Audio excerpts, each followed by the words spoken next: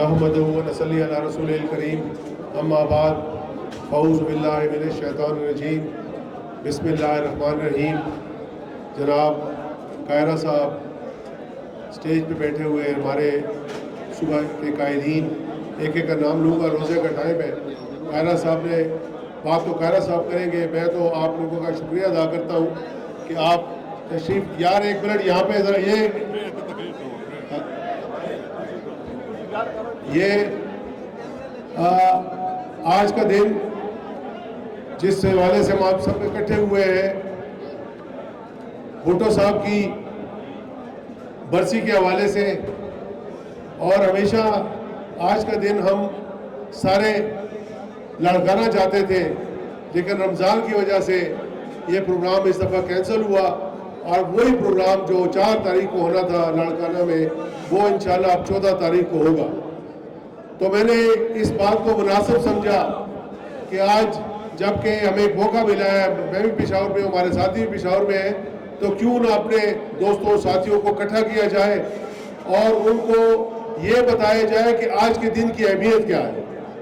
अभी चंद रोज़ पहले supreme court ने एक फैसला दिया, हमने बड़ी खुशी मनाई, लेकिन मैं समझता हूँ कि हमारी खुशी अधूरी है। वो इस हवाले से अधूरी है कि ये तो माना गया कि उनके साथ जुल्म हुआ, उनका ये कानूनी तौर पर उनके साथ उनको कानूनी वो मदद फराहम नहीं की गई और एक गैर कानूनी तरीके से उनको शहादत नसीब हुई। लेकिन हमें इससे भी आगे जाना चाहिए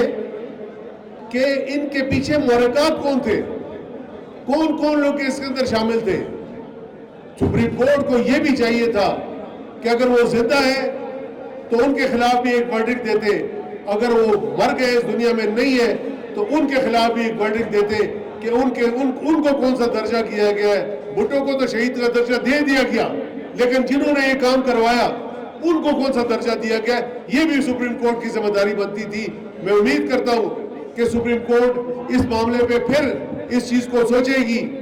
और इस तरीके का एक फैसला करेगी कि पीपल्स पार्टी का हर वर्कर ये महसूस करे कि उन्हें भुट्टो के फांसी के हवाले से इंसाफ मिला है।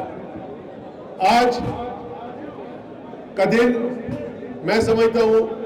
कि जहाँ हम आज उसकी बैठ के बरसी बना रहे हैं, मैं समझता हूँ कि उनको एक साजिश के तहत या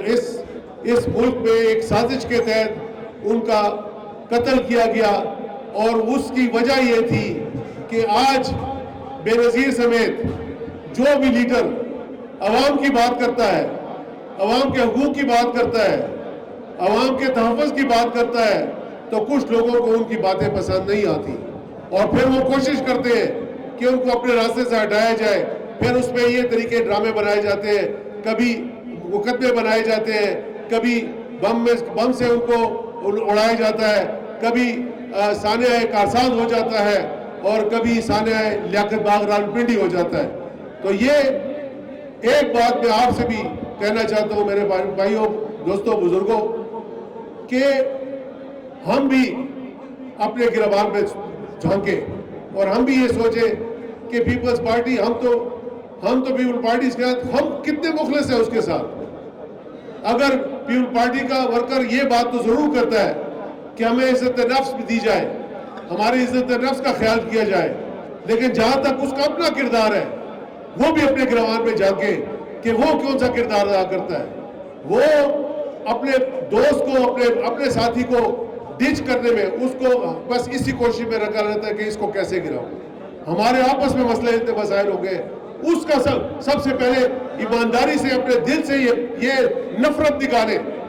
आज के दिन को सामने रखते हुए भुट्टो की शहादत के वास्ता में तुम्हें देता हूँ कि दिलों से नफरत निकालो, एक दूसरे के साथ प्यार करो, एक दूसरे का मोहब्बत करो, और तब हम जाके आगे किसी मुकाबले के काबिल होंगे। मैं इन अल्फाज के साथ आप तमाम भाइयों का, दोस्तों का शुक्रिया अदा करता हूँ और उम्मीद करता हूँ कि जो आज हमने इकट्ठ हुआ इंशाल्लाह मिलते रहेंगे